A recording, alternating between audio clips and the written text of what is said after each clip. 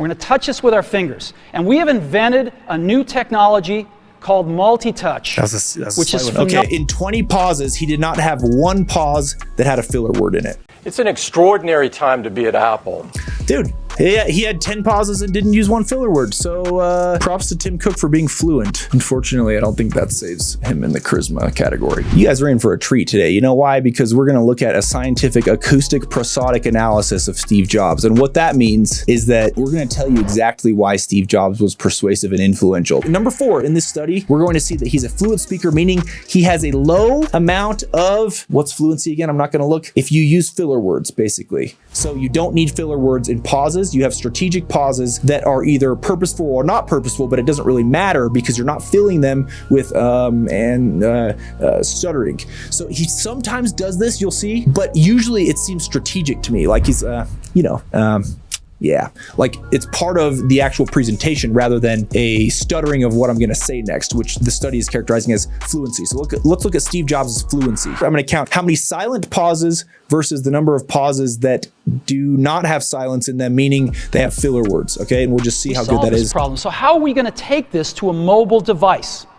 Well, what we're going to do is get rid of all these buttons and just make a giant screen. A giant screen.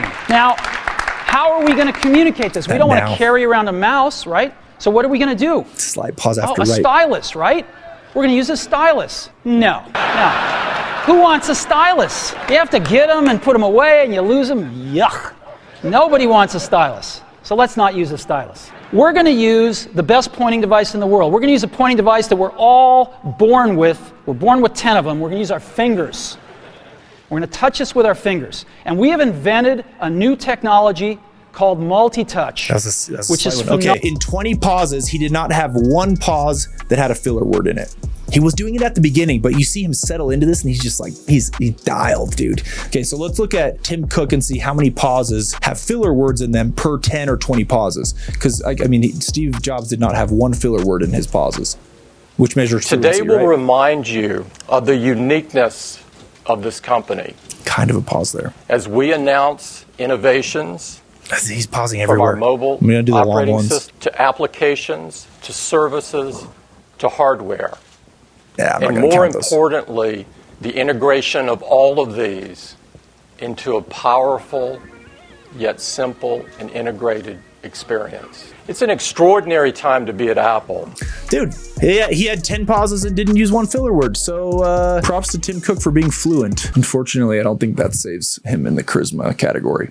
But if that's a measure of charisma, I would guess that pausing without filler words probably doesn't add much to your charisma, but pausing with filler words most likely is a detractor from charisma. I mean, a competent person, man, it's probably actually that a measure of competency more than anything. Do you know what you're talking about? And Tim Cook knows what he's talking about, clearly. So props to him, but doesn't necessarily make him charismatic, but he is fluent. So check that box for Tim Cook. Steve Jobs is incredible at pausing. The tip there for sales and how the science is backing up what I've always known in sales and what's been really interesting to kind of operationalize or systematize in a sales speech writing or sales program is like pause strategically before you want to make a point or right after the word that you want people to remember or phrase. Now, the problem is most people don't remember why Steve Jobs was amazing because he's so villainized right now, okay? But if you look back at the career of Steve Jobs, specifically this thing he did with product launches, it is a masterful display of persuasion and influence. It is this like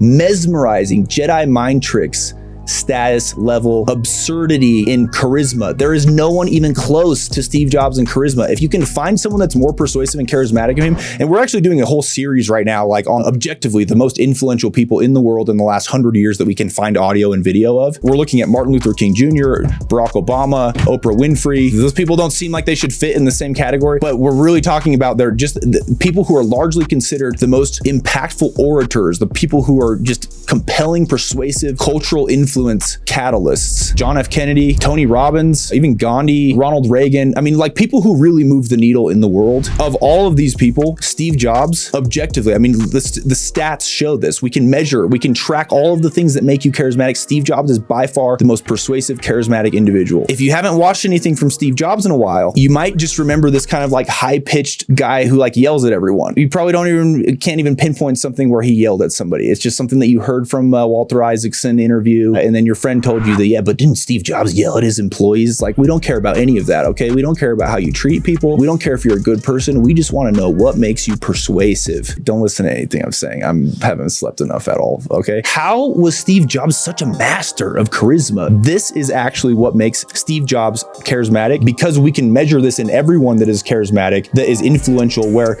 when they speak, they actually move the needle in the outcomes for which they're speaking.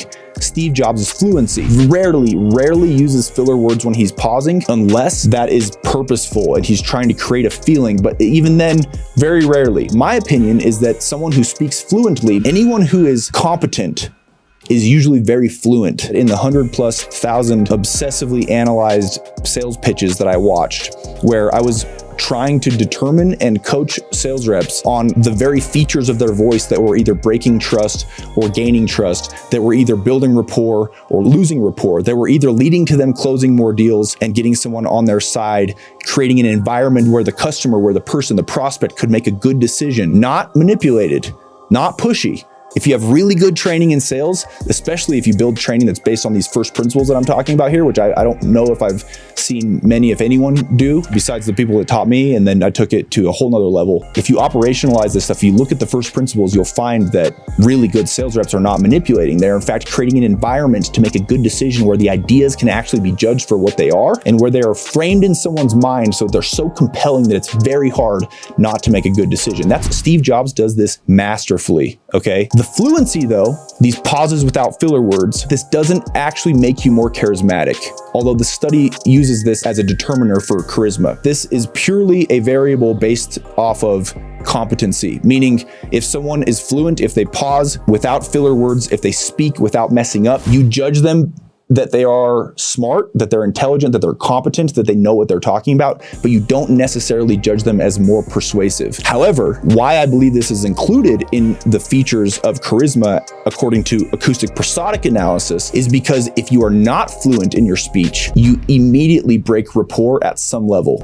And so therefore, it would be a deterrent to charisma if you are not fluent. All the stuff that I operationalized in our sales program that we basically built upwards of now like a $300 million company when I was a sales executive, sales coach, trainer, building sales teams off of principles that we just saw work.